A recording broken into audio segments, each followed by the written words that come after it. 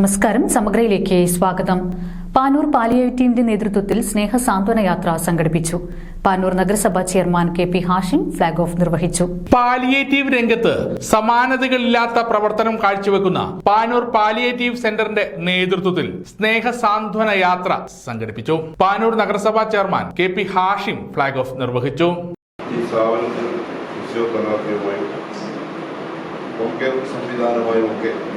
ഡോക്ടർമാരുടെ സർവീസിലൊക്കെ നിരന്തരമായി നമ്മളെ വിളിക്കുന്ന നമ്മൾ ബന്ധപ്പെടുന്ന ഒരു കേന്ദ്രമാണിത്.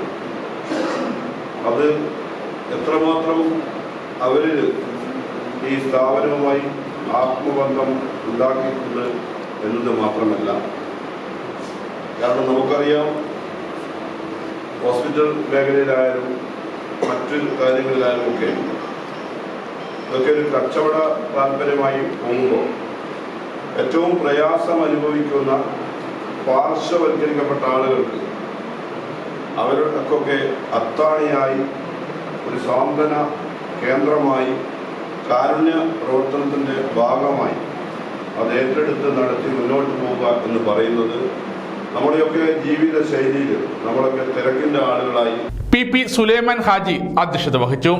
NCK Ummer, Pallikandi Yusuf Haji, PK Hameed, T Razak Haji, Abubakar, V Surendran master, Riyas Necholi, KM Ashraf തുടങ്ങിയവർ ചടങ്ങിൽ പങ്കെടുത്തു. KM റയീസിന്റെ നേതൃത്വത്തിലുള്ള പുരുഷ വളണ്ടിയർമാരും ഷാഹിനിയുടെ നേതൃത്വത്തിലുള്ള വനിതാ വളണ്ടിയർമാരുമാണ് സ്നേഹ സന്ദേശ യാത്രക്ക് നേതൃത്വം നൽകുന്നത്.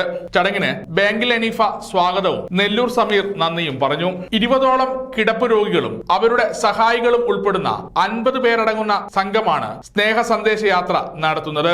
കണ്ണൂരിൽ നിന്ന് വന്ദേ ഭാരത് ട്രെയിനിൽ എറണാകുളത്തേക്ക് യാത്ര പുറപ്പെട്ടു. 2 ദിവസം അവർ എറണാകുളത്ത് താമസിക്കും. Lulu mall, fort Kochi, water metro, marine drive എന്നിവിടങ്ങളിൽ സന്ദർശിച്ച ശേഷമായിരിക്കും സംഘം തിരിച്ചു വരിക.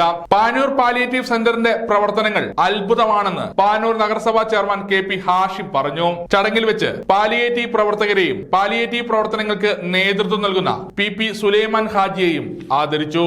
സമഗ്ര ന്യൂസ്, പാനൂർ.